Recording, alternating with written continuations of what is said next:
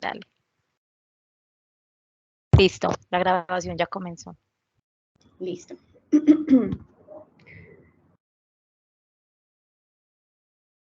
Bueno, buenos días a todos. Mi nombre es María de los Ángeles Daza, yo soy residente de segundo año.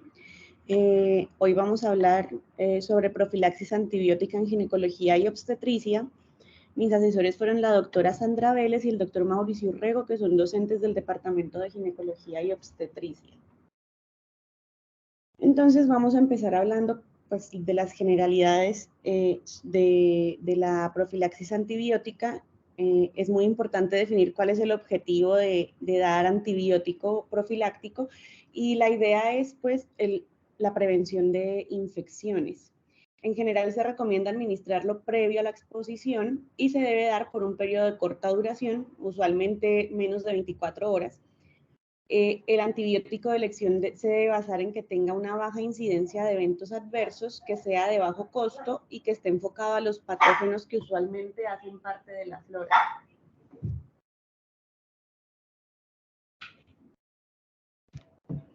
Entonces, la importancia de conocer sobre este tema se basa básicamente en que muchas de estas cirugías o estos procedimientos se pueden complicar con infecciones del sitio operatorio.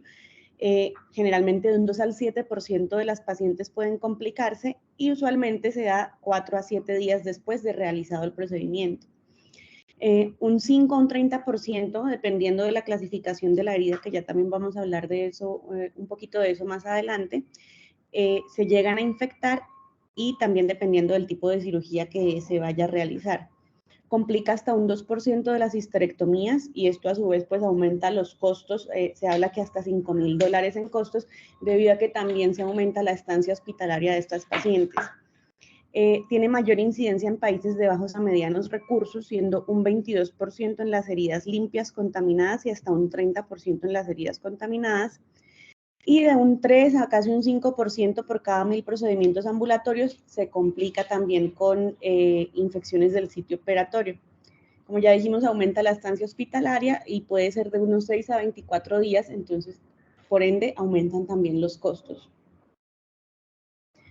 Entonces, vamos a definir como brevemente qué es una infección del sitio operatorio y es una infección que ocurre en el área quirúrgica después de entre los primeros 30 días posterior a una cirugía o 90 si se puso algún tipo de implante o de malla. Entonces, ¿cómo clasificamos la infección de sitio operatorio? Entonces está la infección superficial, la profunda y la de órgano-espacio. ¿Cuál es la infección superficial? Es aquella que afecta piel y tejido celular subcutáneo y debe cumplir al menos uno de los siguientes. Entonces, que haya drenaje purulento, que haya aislamiento de organismos en algún cultivo que se haya realizado, que tenga al menos uno de los siguientes síntomas, entonces dolor, edema, eritema, calor local, que se haga una incisión deliberadamente por el cirujano o médico tratante que esté tratando a la paciente, y que el diagnóstico lo haga también algún médico o el cirujano que la haya estado tratando.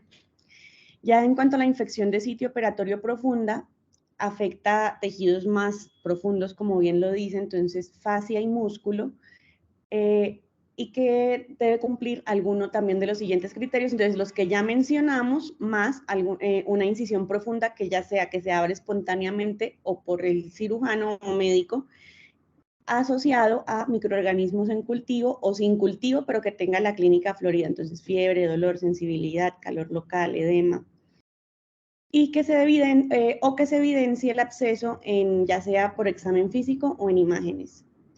Y por último está la infección órgano-espacio, que ya afecta como tal algún órgano que se haya estado manipulando durante el procedimiento. Tiene que cumplir con cualquiera de los criterios que ya mencioné antes, y también involucra entonces el aislamiento de microorganismos o que se evidencia el examen físico o en imágenes.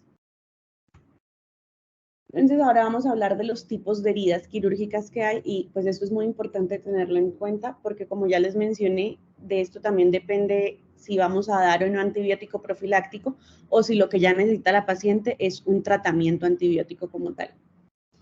Entonces hay 4 tipos de heridas. Está la herida limpia, que es la que se realiza en condiciones estériles y no se encuentra inflamación durante el procedimiento y no hay pérdida de la técnica estéril.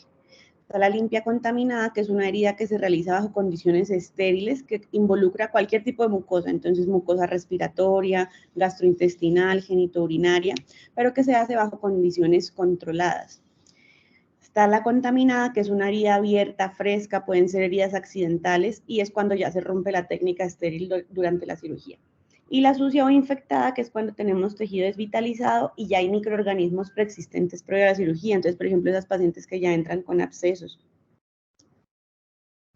¿Qué factores de riesgo tenemos que tener en cuenta para que las pacientes puedan desarrollar una infección de sitio operatorio, ya sea en una cirugía ginecológica o en una cirugía obstétrica?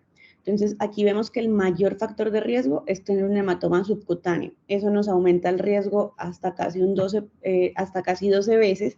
Entonces, es muy importante que durante los procedimientos o cirugía que hagamos, tengamos un buen control de la hemostasia. En cuanto a las cesáreas, por ejemplo, la corioamnionitis nos aumenta el riesgo hasta 10 veces. El tabaquismo, las pacientes que fuman tienen un riesgo hasta de 5 veces de presentar una infección del sitio operatorio. Las incisiones muy grandes también nos aumentan ese riesgo hasta 5 veces.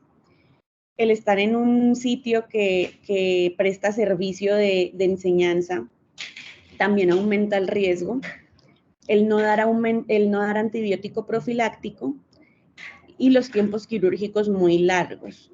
Entonces, es muy importante, sobre todo en los procedimientos, sabemos que las cesáreas no debemos prolongarlas mucho por el hecho de que puede llegar a aumentar el riesgo de infección. Entonces, dice aquí que un tiempo quirúrgico mayor de 38 minutos puede aumentar el riesgo hasta 2.5 veces.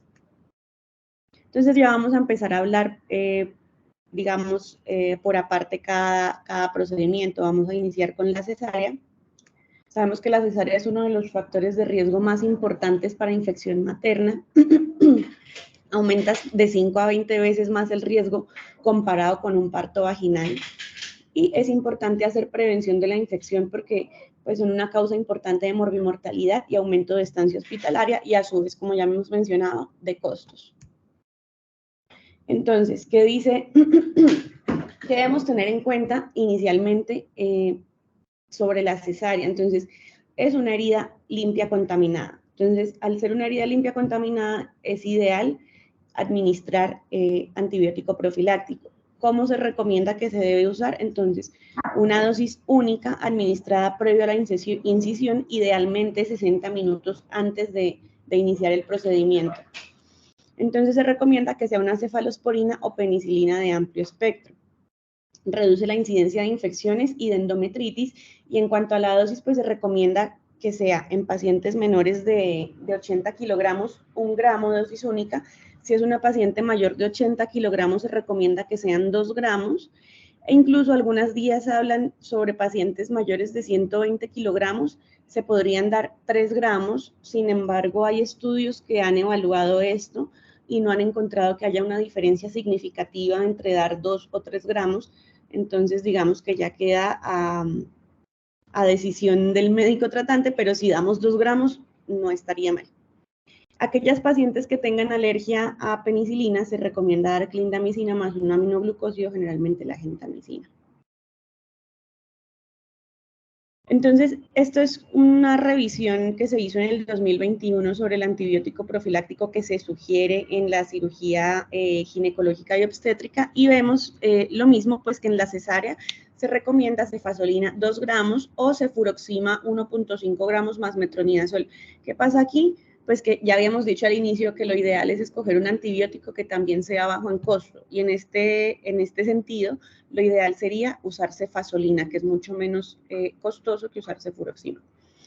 Y las pacientes alérgicas, entonces se les puede administrar clindamicina 400 miligramos endovenosos con gentamicina.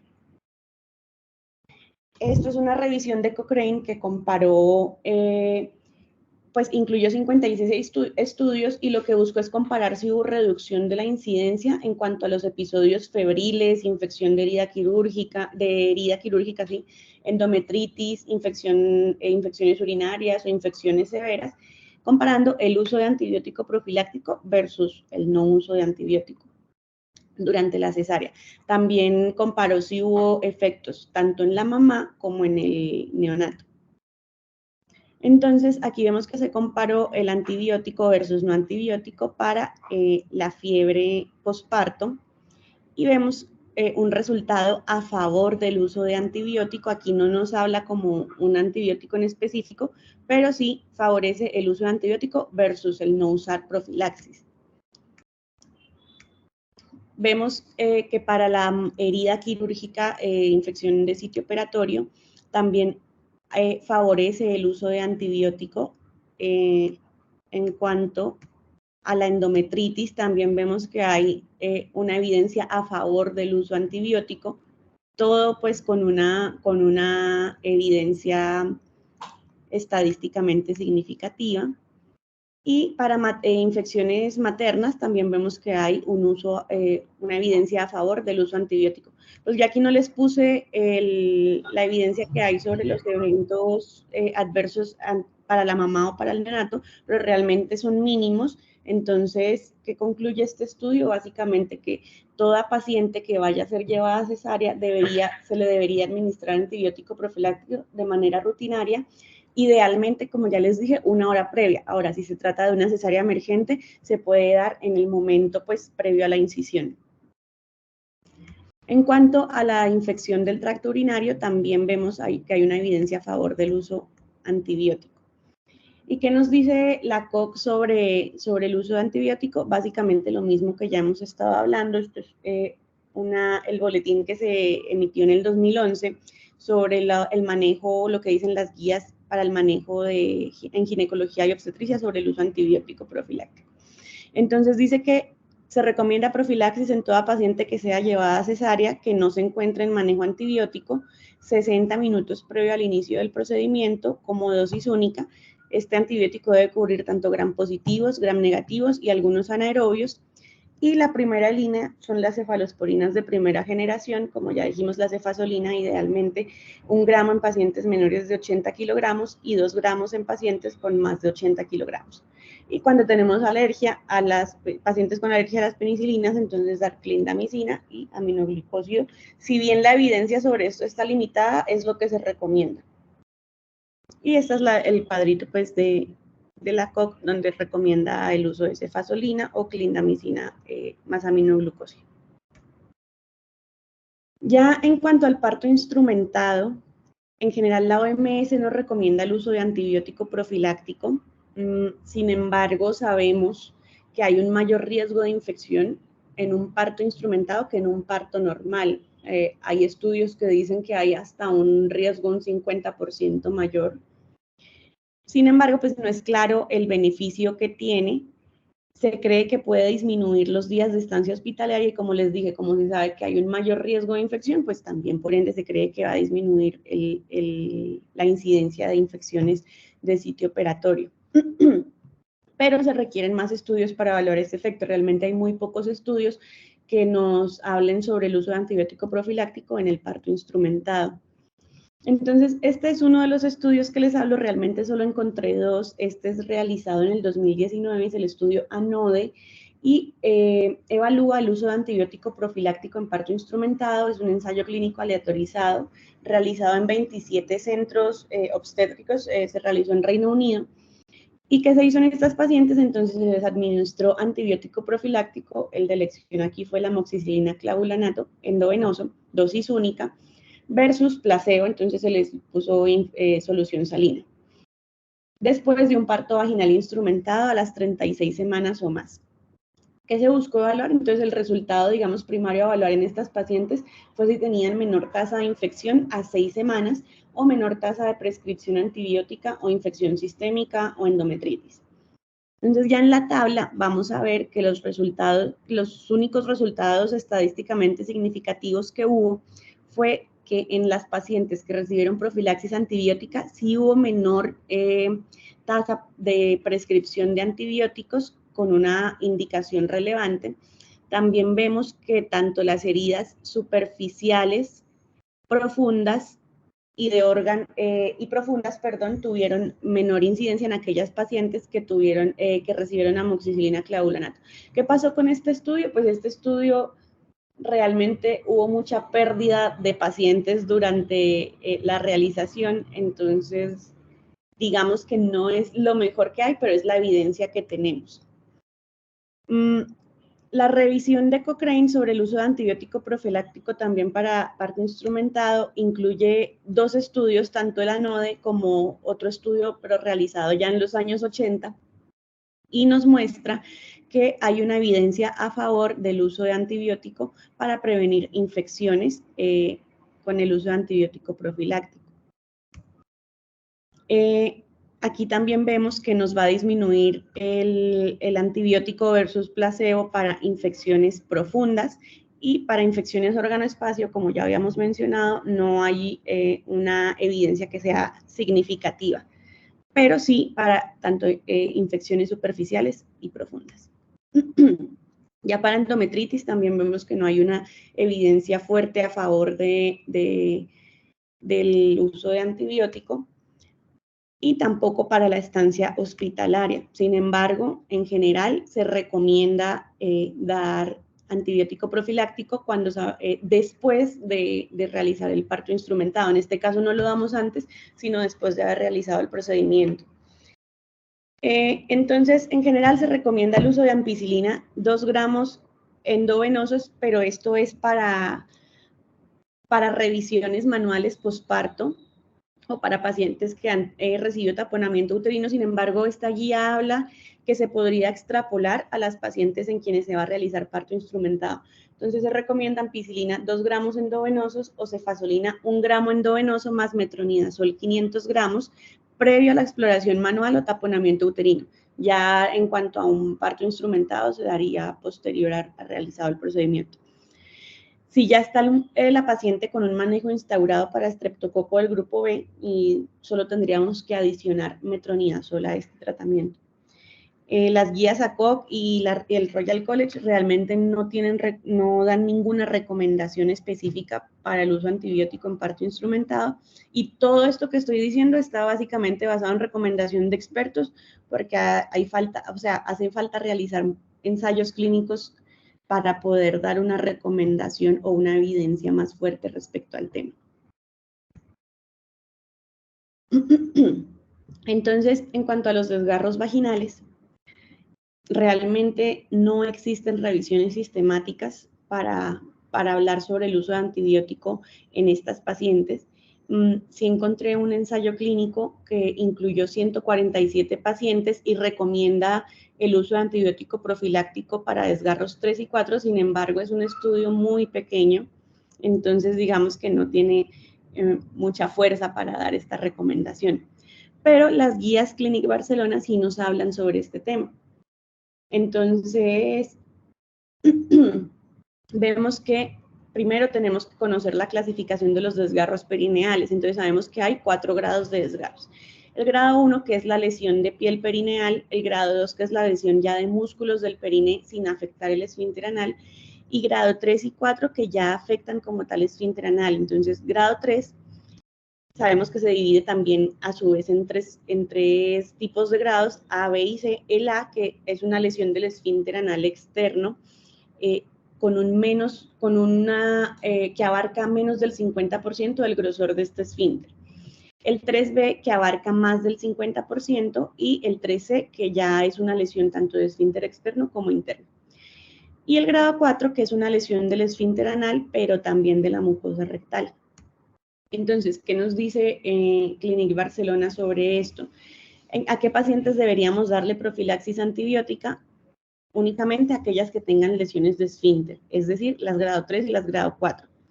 Entonces, para las grado 3A, la primera lección es una cefalosporina de segunda o tercera generación y se da en dosis única. Cuando hay una paciente que tenga alergia a la penicilina, se debería dar gentamicina 240 miligramos con metronidazol 500 miligramos, ambos endovenosos, también en dosis única. Tanto para 3B y 3C se recomienda cefuroxima asociado a metronidazol, pero este ya se da durante 5 días.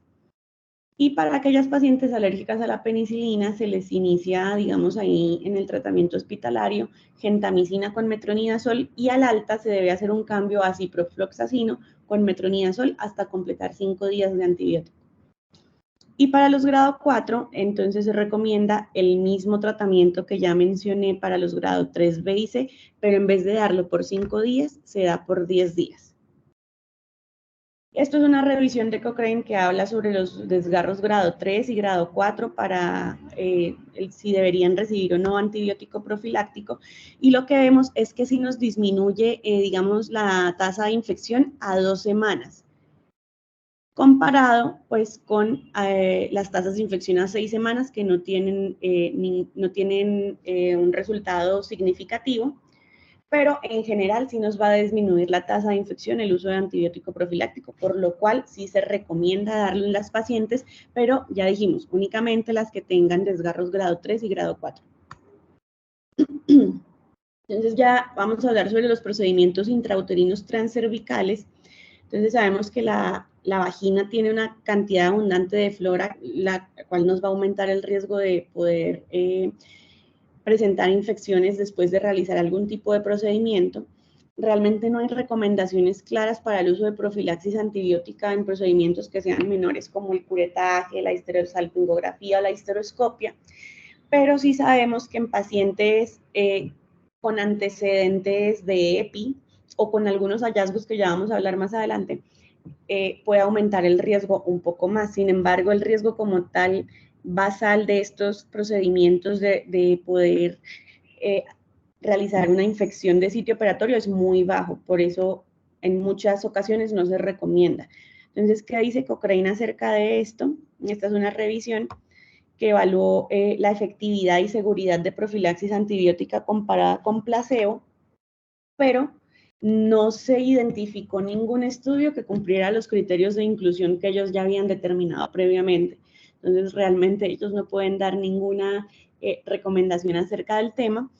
Y lo único que dicen es que hay mucho conflicto sobre la evidencia del uso rutinario antibiótico en procedimientos menores. En la histerosalpingografía e histeroscopia no se recomienda de rutina dar manejo antibiótico porque las tasas de infección son muy bajas. Entonces, lo que nos recomienda la COP sobre esto es que pacientes que no tengan historia de EPI podemos realizarles este procedimiento sin necesidad de profilaxis, y la tasa de infección en esas pacientes va a ser realmente muy baja. Ahora, en aquellas pacientes en que hacemos histerosalpingografía y evidenciamos que hay dilatación de trompas, sí deberíamos darle antibiótico, y en este caso la COP nos recomienda dar doxiciclina 100 miligramos cada 12 horas por 5 días para prevenir la aparición de una enfermedad pélvica inflamatoria. Y aquellas pacientes con historia de EPI sí deberíamos darles doxiciclina previo al procedimiento. En cuanto al legrado obstétrico, la profilaxis disminuye la infección posaborto en un 41%, tanto para el aborto espontáneo como para el aborto inducido. Y ellos hablan que se puede extrapolar esto a pacientes que van a ser llevadas a dilatación y evacuación. Entonces, como primera línea, nos recomienda la COC dar doxiciclina 200 miligramos 1 hora previo al procedimiento, al legrado. Se puede dar oral o endovenoso. Y como segunda línea, se puede dar metronidazol 400 miligramos previo al procedimiento, y luego se debe repetir la dosis 4 a 8 horas después de realizado el procedimiento. Ya la Sociedad Canadiense nos habla sobre dar doxiciclina, pero en una dosis, digamos, a la mitad de lo que recomienda la COC, 100 previo al procedimiento, pero ellos nos dicen que también deberíamos dar 200 miligramos después del procedimiento. Entonces, aquí vemos la tablita de recomendaciones de la COP para antibiótico profiláctico. Vemos que para la dilatación y evacuación o algún legrado obstétrico que se vaya a realizar, recomiendan doxiciclina 200 miligramos previo al procedimiento, dosis única. Para procedimientos cervicales tipo curetaje o biopsia, no se recomienda manejo antibiótico. Para la biopsia endometrial tampoco se recomienda manejo antibiótico, y para la histeroscopia o inserción de DIUs tampoco se recomienda dar antibiótico profiláctico. Ya en cuanto a la histerectomía, entonces sabemos que hasta un 40-45% de las histerectomías vaginales se pueden ver afectadas por una infección del sitio operatorio y más de un 20% si se trata de una histerectomía abdominal. Entonces, en general se recomienda el uso de antibiótico profiláctico porque puede reducir hasta en la mitad las infecciones posteriores a este procedimiento. ¿Cuál es el antibiótico que más usamos y que lo vemos en la práctica clínica también? Y el más recomendado, la cefazolina. Entonces, en esta revisión del 2021 nos muestran que tanto para histerectomía abdominal como vaginal se recomiendan 2 gramos de cefazolina endovenosa o cefuroxima más metronidazol o amoxicilina clavulanato. Para pero como pues ya dijimos, lo más recomendado es la cefazolina porque es el antibiótico más costo efectivo para poder prevenir infecciones del sitio operatorio. Y para pacientes con alergia a la penicilina se recomienda clindamicina 400 miligramos y gentamicina. Básicamente es igual que en la cesárea. ¿Y qué nos dice Cochrane? Entonces, en esta revisión de Cochrane nos muestra, es del 2017 y lo que busca es comparar el uso de antibiótico versus no antibiótico y también compara, digamos, diferentes regímenes de antibióticos para la disminución de infecciones después de una histerectomía. ¿Qué podemos ver? Aquí en esta tablita se compara cualquier antibiótico versus placebo para la disminución pues, de la tasa de infecciones posoperatorias, ya sea temprana o tardía, y vemos que hay una evidencia a favor del uso de antibiótico. Aquí compara como tal ya la cefalosporina versus placebo para la fiebre posoperatoria. También vemos que en general hay una evidencia a favor para la disminución de tasa de infección de fiebre posoperatoria con el uso de cefalosporinas. Y en esta nos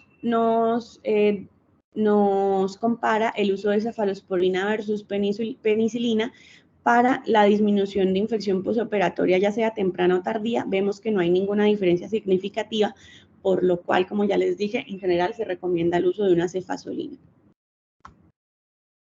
Bueno, y por último, vamos a hablar de los procedimientos vaginales como la colporrafia. Digamos que no hay evidencia suficiente, no hay estudios es que se centren específicamente en este procedimiento, pero en general, como ya hemos hablado, al ser un procedimiento que entra dentro de la mucosa vaginal, se trata de una herida limpia contaminada y en estas heridas limpias contaminadas se recomienda el usar antibiótico profiláctico para prevenir infecciones. ¿Qué se recomienda? Lo mismo que para las histerectomías vaginales, cefazolina 2 gramos para pacientes menores de 120 kilogramos, pero como ya mencionamos, no hay diferencia entre dar 2 o 3 gramos en pacientes que pesen más de esto. Ya como conclusiones, hay evidencia clara sobre el uso de antibiótico profiláctico en cesárea, eso nos queda muy claro y siempre debemos hacerlo. Si bien no hay suficientes estudios que avalen el uso de antibiótico para desgarros, las guías sí nos recomiendan que deberíamos darlo para los desgarros tipo 3 y tipo 4. No se recomienda para el uso antibiótico para procedimientos ginecológicos menores, como ya dijimos, la inserción de un DIU, un curetaje, una biopsia de endometrio, pero sí está recomendado para el legrado obstétrico porque sí nos va a disminuir la tasa de infección posaborto. Digamos que esto era básicamente hacer una revisión del tema y saber bien qué pacientes y cuáles no deben recibir antibiótico. Entonces era algo más bien cortico, pero no sé si alguien tiene alguna duda, algún comentario, alguna pregunta.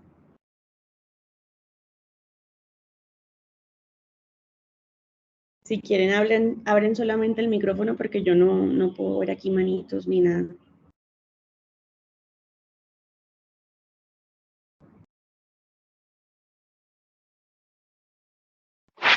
Ángeles, yo quiero que te devuelvas un poquito a lo de profilaxis en cesárea. Sí. Muy buenos días para todos y todas. Bueno, porque es que la mayoría de nuestros protocolos, como tú lo mencionas ahí, tiene la recomendación de los 2 gramos, ¿cierto? De los 2 gramos de una, bueno, aquí lo tienes como 1 gramo y pásate al cuadrito de recomendaciones.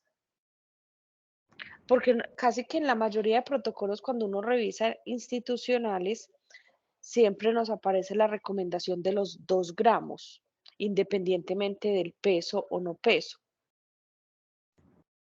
Sí, en esta salen 2 gramos dependiente del peso y en esta Ujú. tablita, un momento, en esta, sí salen los 2 gramos. Los 2 gramos. Entonces, esto incluso ha generado a veces un poco de discusión y de controversia. Amplía la es que Ahí no eso, me amplía más. eso. No, así no, así está bien, así está bien. Entonces, mira, entonces nosotros nos hemos basado muchas veces en esto cuando ya hay estudios, pues, que soportan que es dependiendo del peso e incluso, que de pronto no existe mucho énfasis, incluso a veces de la duración. A veces hay procedimientos que técnicamente se vuelven un poco más complejos porque las pacientes, pues, se ha vuelto moda la cesárea y tienen hasta 3 4 cesáreas. Entonces, eh, es todo un montaje poder llegar hasta el útero y se pueden demorar hasta más de 3 horas, que incluso hay una recomendación de repetir la dosis de antibióticos si el procedimiento dura más de 3 horas. Entonces, esa era como uno de los puntos, pues, que algunas guías y fue una de las motivaciones, pues, para hacer una revisión, dos motivaciones específicas especialmente. Entonces, una era esa, porque no hay como una estandarización completa y algunos incluso, pues, avalan el uso de 1 gramo, otros de los 2 gramos. Entonces, muy importante que esté estandarizado, pues, por cada una de las instituciones. Em, y la otra que tiene que ver con el uso de antibiótico durante, bueno, 2 cositas más. Durante, ¿Desgarros? los legrados, Legrados. los legrados. Bueno, porque si bien sabemos la norma de aborto que publicó, por ejemplo, la OMS el año pasado, hace recomendación para cuando se hace una inducción terapéutica de la gestación, pues de un aborto o una interrupción voluntaria del embarazo, pues recomienda eso de rutina. Muchas veces vemos que no se utiliza ni siquiera en estas terminaciones por aborto, pues por huevo anembrionado, que prácticamente pues es una interrupción terapéutica, la utilización de antibiótico. Entonces también como para recordar que en esos procedimientos donde tenemos que hacer algo más de manipulación, de hacer una inducción, una dilatación o una evacuación y que no es de tipo pues espontáneo, pues hay que utilizar un antibiótico. Fernando iba a mencionar algo antes de mencionar lo que íbamos a hablar de los desgarros perineales. Fernando. Buenos días, ¿qué más, profe? No, pues era para ampliar pues las indicaciones que ella comentó en relación pues a los pacientes que se someten a histeroscopia, histerosonografía o histerosalpingografía. Aparte pues de las pacientes que tienen riesgo de EPI o que tienen antecedentes de EPI, también se usa mucho la profilaxis en pacientes en donde se está estudiando la infertilidad. Entonces, pues se le da generalmente doxiciclina o acitromicina previo al procedimiento, pues más o menos como 2 horas antes del procedimiento. Ese es como el comentario Eso, mío. y gracias, Fernando. Y eso es muy importante, incluso por eso lo extrapolamos con lo de aborto también, porque cuando es espontáneo, pues no se utiliza como mayor cosa, pero cuando hay que hacer ya una manipulación y casi que extrapolaba a hacer algún tipo de procedimiento de intervención, como lo menciona Fernando, que estoy casi que invadiendo una cavidad que del cuello hacia arriba es estéril, del cuello hacia abajo es polimicrobiana por la flora, yo siempre digo la flora y fauna normal, vaginal. Entonces hay que hacer antibiótico, hay que hacer profilaxis. Bueno, y el otro punto que no debemos olvidar y debemos recalcar mucho, porque vemos también con mucha frecuencia, es cuando existen entonces desgarros perineales. Bien sabemos que para un desgarro uno o 2, que casi que se eh, asimila a lo que es una episiotomía, pues no hay una recomendación clara casi que aquí es unánime de utilizar ningún tipo de antibiótico de tipo profiláctico. Pero cuando ya tenemos desgarro 3 o desgarro 4, ya hay que utilizar antibiótico, inclusive por encima del 3B. Bueno, aquí está María Los Ángeles mostrando en el cuadrito, incluso esa profilaxis antibiótico tiene que ser extendida, 10 días en el 4 y hasta 5 días en un 3B o en un 3E. Y muchas veces, entonces la paciente a veces recibe el antibiótico mientras está hospitalizada, un día tuvo un desgarro completo, 3B, 3C, y le damos una, 2 dosis de antibiótico y se nos va para la casa sin antibiótico y tendría que completarlo para que no lo olvidemos entonces que eso es muy importante. Bueno, ¿alguien más si tiene algún comentario? Profe, aquí en el chat estaban preguntando el antibiótico en tubectomía. Pues realmente no es que salga algo específico. Yo pensaría que es igual que en una cesárea porque también estamos entrando a mucosa. Se recomendaría dar cefazolina también los 2 gramos previo a la cirugía. Bueno, pero ven, vamos a hacer una claridad. Cuando nosotros damos antibiótico en cesárea, nosotros no es para prevenir la infección profunda, es para prevenir la infección del sitio operatorio, sobre todo, más que todo, infecciones de la fascia hacia arriba. Entonces, se administra una cefalosporina de primera generación que tiene generalmente un cubrimiento más sobre la fauna y la flora que hay en piel dermatológica, porque el objetivo es ese. Si nosotros fuésemos a hacer una profilaxis, pues tendríamos que utilizar antibióticos de muy amplio espectro, porque sabemos que la vagina y el tracto gastrointestinal o el tracto genitourinario, pues tienen flora de amplio espectro. Aquí la profilaxis realmente es para parte de la herida. Miren la diferencia que hay cuando utilizamos devuélvete, bueno, miremosla acá y vamos a hacer el comparativo. Miren que aquí estamos utilizando en esa que teníamos, gentamicina, metronidazol. Cuando uno evalúa el espectro de la gentamicina y del metronidazol, básicamente estamos evaluando un amplio espectro. ¿Por qué? Porque estamos hablando ya de un compromiso de área genital, de tracto gastrointestinal, porque en un desgarro grado 4 ya estamos hablando de pues, la lesión rectal y la lesión anal.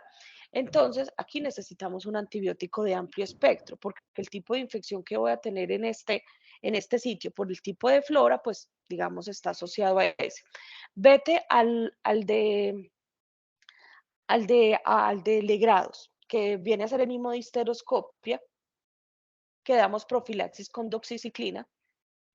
Entonces, mire que ya estamos dando un espectro de antibiótico que tiene una cobertura diferente porque todo depende del sitio que estoy haciendo. Y cuando estoy haciendo tubectomías o histerectomías, estoy hablando entonces de una cefalosporina de primera, segunda generación, porque es la que me está previniendo la vía de acceso que yo estoy teniendo, que en este caso sería la piel.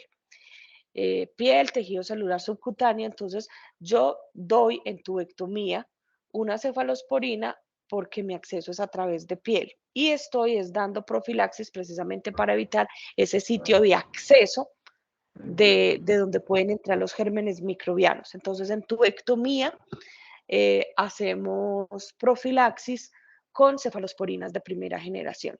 Entonces, mire que cada antibiótico también es diferente. Yo no recomiendo una cefazolina para cuando voy a hacer una dilatación, un curetaje, o una cefazolina cuando estoy haciendo la corrección de un desgarro grado 4. Entonces, hay que hacer y depende. Y en tubectomía, pues se hace el mismo. El mismo que inclusive se utilizaría para cualquier cirugía que tenga un abordaje vía abdominal. Y había otra última pregunta que decía que si en revisión de cavidad, ¿cuánto tiempo se debe dar ese antibiótico? Y yo realmente lo que presenté y encontré fue que las guías como ACOG o Royal College no tienen recomendaciones para esto, pero que en general recomiendan el uso de ampicilina 2 gramos endovenoso o cefazolina más metronidazol previo a la exploración manual, pero como dosis única. Sí, inclusive muchas veces también está hasta, algunos incluso no recomiendan todavía pues de manera universal el uso de antibiótico cuando se hace una revisión de rutina. Entonces acá está todavía. Eso sí, hay que seguir manteniendo todas las normas de asepsia posible y seguir, pues digamos, porque ya estamos probablemente haciendo la introducción de gérmenes para, evitar pues mayor riesgo por la manipulación. Pero algunos inclusive ni siquiera hablan de dar como un antibiótico. Recuerden también cuando utilizamos eh, o hacemos taponamientos hidrostáticos, hay que dejar antibiótico. Cuando colocamos un balón de Bacri, porque estamos hablando de un cuerpo que se está quedando y haciendo siembra, y muchas veces, pues digamos que no hay un consenso en qué tipo de antibiótico utilizar. Algunos recomiendan la utilización de dejar un antibiótico de amplio espectro y otros incluso, pero porque no hay una estandarización clara. O utilizar simplemente una cefazolina, pero entonces uno cuestiona la cefazolina porque si yo para un desgarro 4 que está, bueno, pues, aunque ese tiene pues todo el compromiso gastrointestinal, para una curetaje estoy dejando una tipo de oxiciclina, entonces probablemente uno pensaría para un balón de Bacri, pues estoy muy similarmente casi que haciendo una invasión o una intervención con un cuerpo extraño, un balón hidrostático, entonces uno pensaría en hay que dejar otro con más tiempo. La ampicilina sulbactam, que tú le estás mencionando, es un muy buen antibiótico porque tiene una cobertura un poco más amplia pues que una cefalosporina de primera generación. Muchas gracias, profe. Bueno, no, muchas gracias a ti. Un tema que todos manejamos a diario y que muy probable cuando yo se la proponía a María me decía, sí, este tema tan común y yo, es que es tan común, pero nos encontramos muchas dualidades. Creo que hace poco estuvimos en una discusión con los residentes que estaban rotando en urgencias precisamente por la utilización de antibióticos en desgarros grado 3 y grado 4. Y esta fue la motivación pues de traerlo en general del uso en toda la ginecología y obstetricia, porque parecen que son los temas muy sencillos, pero miren que son temas de mucha utilidad para nuestros estudiantes, nuestros internos y obviamente pues que nos genera también discusión al interior del grupo de los residentes y los especialistas. Muchísimas gracias María de Los Ángeles por tu revisión y muchísimas gracias a todos los participantes. Feliz mañana, feliz día. Muchísimas gracias a todos